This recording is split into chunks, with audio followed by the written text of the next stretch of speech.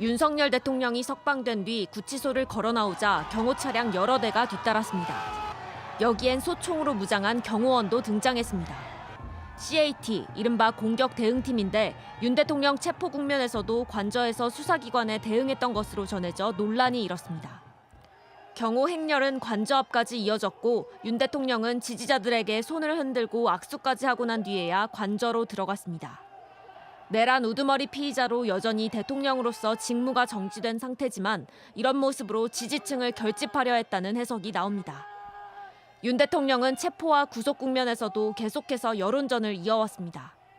올해 첫날 유튜브로 애쓰는 모습을 보고 있다며 끝까지 싸울 것이란 편지를 시작으로 체포 당일엔 영상 담화와 육필 편지도 공개했습니다. 안타깝게도 이 나라에는 법이 모두 무너졌습니다. 수사권이 없는 기관에 영장이 발부되고 지지자들이 모인 집회에선 변호인들이 구속됐던 윤 대통령의 입장을 전하기도 했습니다. 대통령께서는 정말 한없는 고마움의 표정을 지으시고 나는 건강하다, 잘 있다는 인사를 꼭 전해달라고 하십니다. 윤 대통령은 석방 후 변호인단을 통해 저의 구속과 관련해 수감돼 있는 분들도 계신다며 조속히 석방이 되기를 기도한다는 메시지를 냈습니다. 조만간 있을 것으로 예상되는 탄핵 선고를 앞두고도 또 다른 여론전을 펼칠 가능성도 배제할 수 없습니다. JTBC 오선민입니다. 윤석열 대통령은 서울구치소에서 걸어나와 지지자들에게 손을 흔들고 인사를 했습니다. 윤 대통령 바로 옆에는 김성훈 경호차장이 함께했습니다. 한남동 관저 앞에서도 비슷했습니다. 윤 대통령이 지지자들에게 인사할 때 김 차장은 가까이서 경호를 이어갔습니다. 윤 대통령이 관저에 도착한 이후에는 저녁으로 함께 김치찌개를 먹은 것으로 전해졌습니다. 또 이날 현장에선 무장한 경호 인력들까지 눈에 띄었습니다. 경호처 관계자는 현직 대통령에 맞는 가장 안전한 경호 조치라고 설명했습니다. 윤 대통령이 석방된 만큼 김 차장을 포함한 경호처 인력은 24시간 밀착 경호를 이어갈 것으로 보입니다.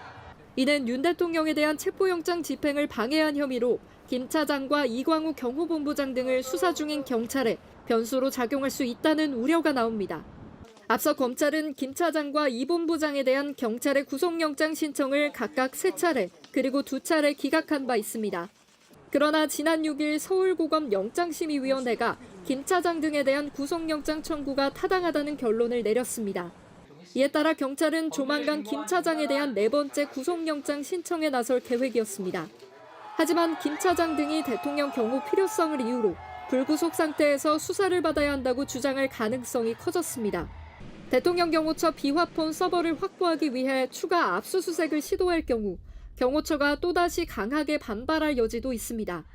경찰은 김 차장 등과 윤 대통령이 말맞추기를 할 위험이 있다는 점을 내세워 구속 수사의 필요성을 보다 강조할 것으로 보입니다.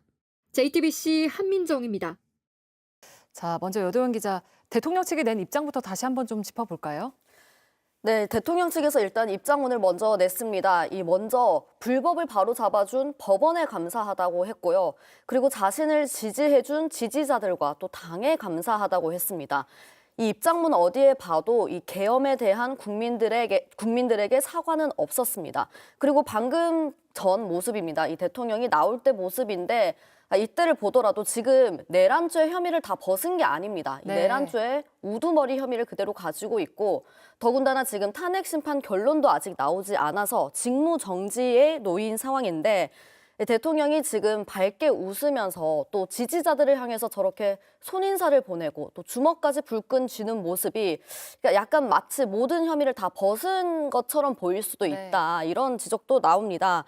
그리고 지금 옆에 보면은 김성훈 경호차장이 함께 있거든요. 네, 김 차장 같은 경우에는 지금 심의위에서 이미 구속을 해야 된다, 구속영장 발부를 해야 된다라는 판단이 나왔습니다. 그런데 지금 김 차장이 옆에서 같이 저렇게 수행을 하고 있고 또 경호 인력들이 지금 소총을 차고 있단 말입니다. 저 앞에 지금 지지자들이 저렇게 다 있다는 걸 아는 상황에서 경호처 차량을 탑승하지도 않고 그 차량의 가장 앞에서 소총 든 경호처 인력들과 함께 저렇게 지지자들을 향해서 인사를 하면서 걸어 나오는 게 마치 개선 장군을 연상한다 하는 것처럼도 또 보이기도 하고요. 네. 과연 지금 아직 내란죄 혐의를 다 벗은 게 아닌데 적절한지에 대해서는 좀 의문이 드는 모습입니다. 네, 시민들은 앞서 보신 것처럼 매주 집회를 이어가면서 참 힘든 상황들이 이어지고 있는데 저렇게 밝은 모습으로 대통령이 걸어 나오는 모습이 맞습니다. 네, 조금 받아들이기가 어떨지 모르겠습니다. 윤석열 대통령은 지난 10일과 12일 사이 경호처 부장단과 오찬을 가졌습니다. 당시는 2차 체포영장 집행이 임박했다는 소식이 전해졌던 때입니다.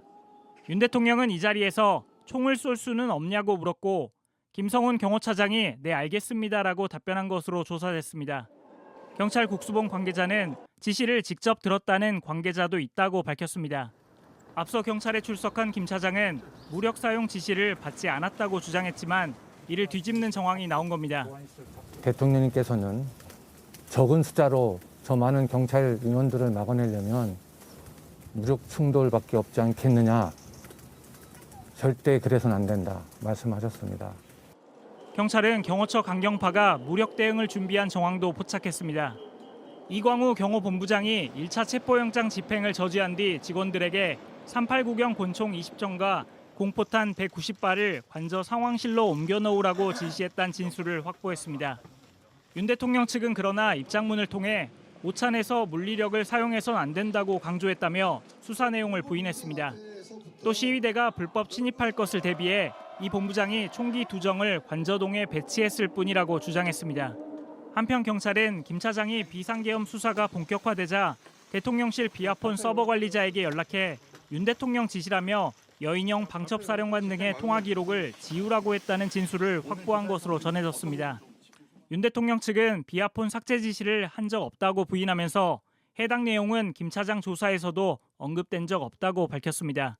JTBC 김한수입니다.